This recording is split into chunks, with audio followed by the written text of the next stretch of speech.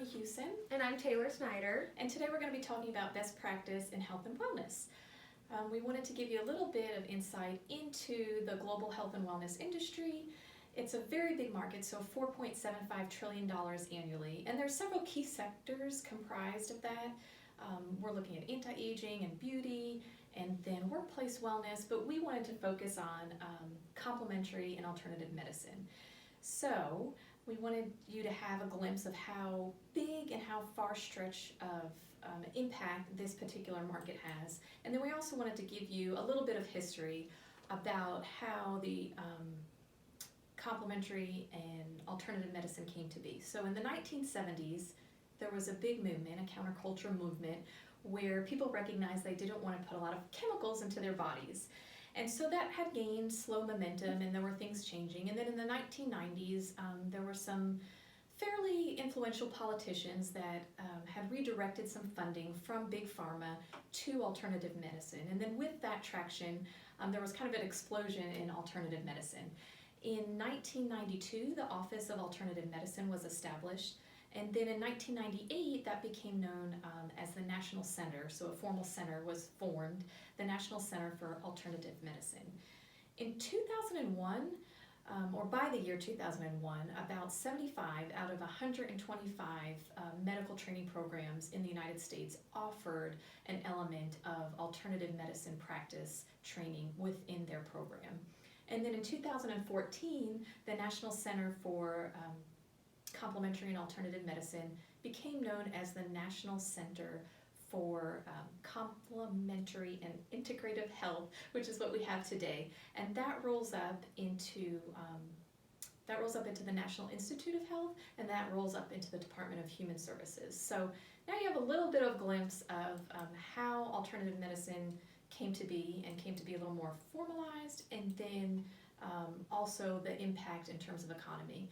We wanted to share with you our position for alternative medicine before we jumped into best practices, and that is we are not against mainstream medicine in any way.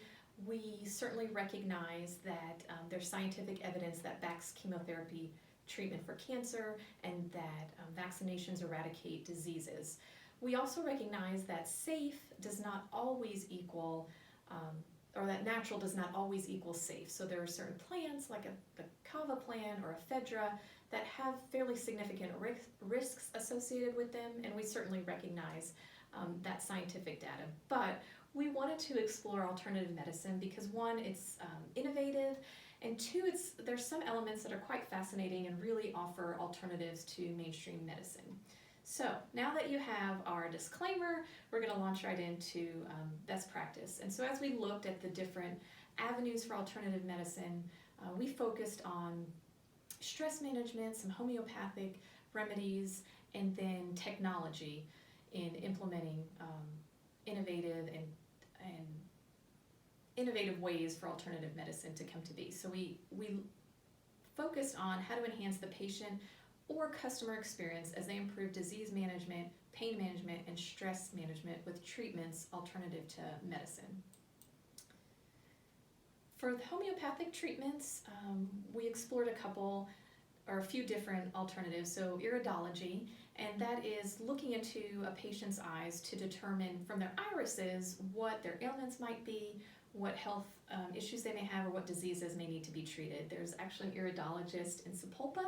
Her name is Phyllis, and my family and I have been to her, and we would encourage you guys to explore that as an option if you're seeking alternatives to medicine. Another alternative, acupuncture, inserting thin needles into a person's body to help balance their energy, and Taylor's actually done this, as well as cupping. So that's placing cups on the skin, probably the shoulder area, to promote skin growth and help blood flow within the body. Medicinal marijuana is another homeopathic treatment. This one is certainly gaining momentum and trending as different laws are passed in different states. And that's just treating the body, the person, with a plant or its extracts from marijuana. And then lastly, we explored FAM, the practice of using food as medicine. And so that's simply looking at the micronutrients in any particular vegetable and saying, okay, this item is going to this edible item is going to help me manage this disease that I have going on. So as we looked at the homeopathic treatments and best practices, we honed in on the medical marijuana. It's certainly a growing industry, and worldwide sales have increased three times from 2014 to 2018. So 3.4 billion in 2014 to 2018 being 10.9 billion. So they're obviously doing something right in their industry. One of the things that they are doing when it comes to best practice is lifestyle profiling. And this is common in other industries, but now they're applying it to their particular industry. So the bud tenders are looking at what are our clients or customers, what is their lifestyle like? Are there any other products that we have to offer that they could enjoy or that may complement something else that they're already doing? So that was one area that we looked at for best practice. Then we also looked at stress management as a whole, hydrotherapy, so that's the use of water to help different conditions. Yoga, so that's a mind-body experience where you're focusing on different positions, different breathing techniques, relaxation. Essential oils, so that's one that's growing and trending and has been for a while now, and that may be using the extracts of an oil, either diffusing them into the air, placing them topically on the skin, or in certain circumstances where the grade is appropriate, ingesting them internally. Emotional support animals, so that's an area that's really fascinating and growing as well, where pets are providing therapy to help offer comfort and aid to an individual. And then physical fitness, so this has been around for a long time, but focusing on cardiovascular health and your muscular composition to help reduce anxiety and stress.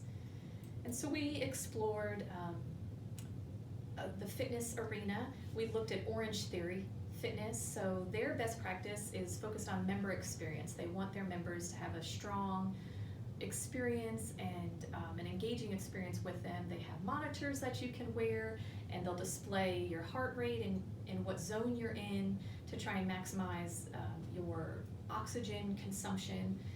And their growth has also been astounding. So they reported over $1 billion in sales in 2018, which is quite fascinating since they were just established in 2010. So in addition to fitness, we also looked at yoga. And here behind me, there's an infographic from the National Institute of Health showing the trending growth in both yoga and meditation that's fairly significant and steady from 2012 to 2017. So we also looked at technology. Yes.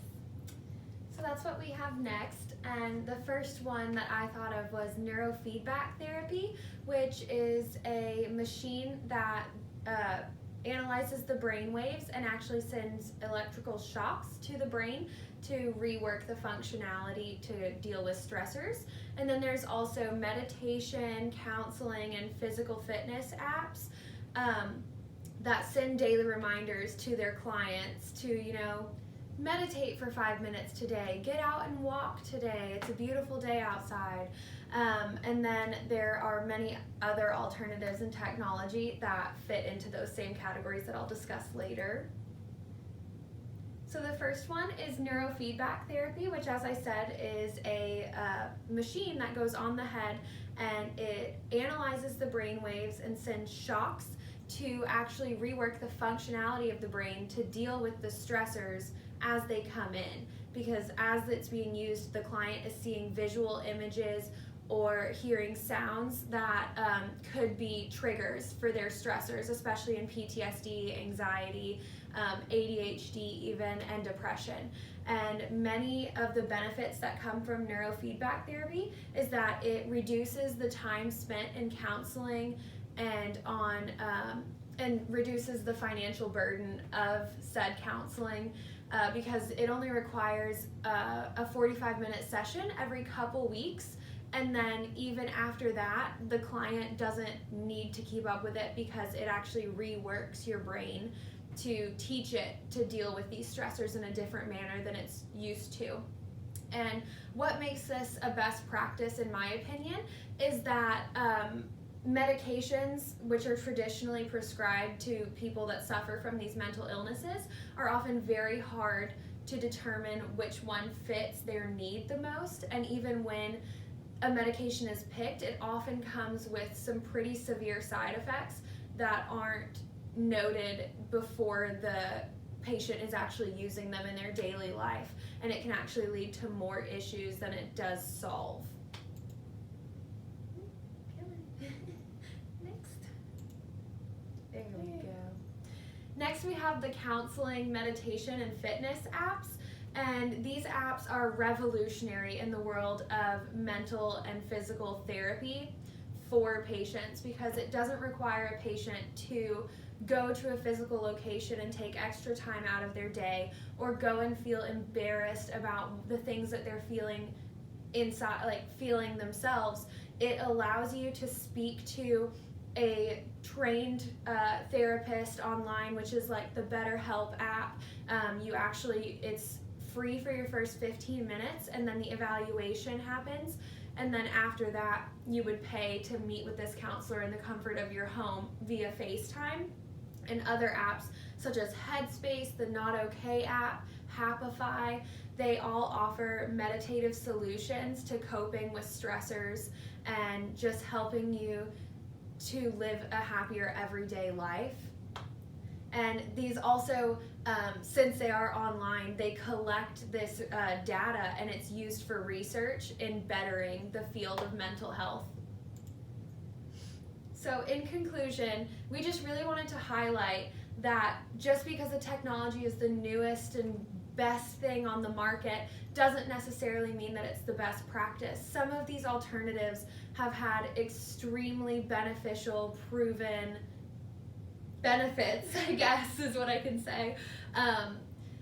These alternative and complementary healing is really just revolutionizing the ability that people have to fight against big pharmaceuticals and find alternative and maybe even healthier ways to cope through stressors of everyday life. So that is our presentation on best practices in health and wellness. Thank you so much for listening to us. Thank you. I felt like that one was good.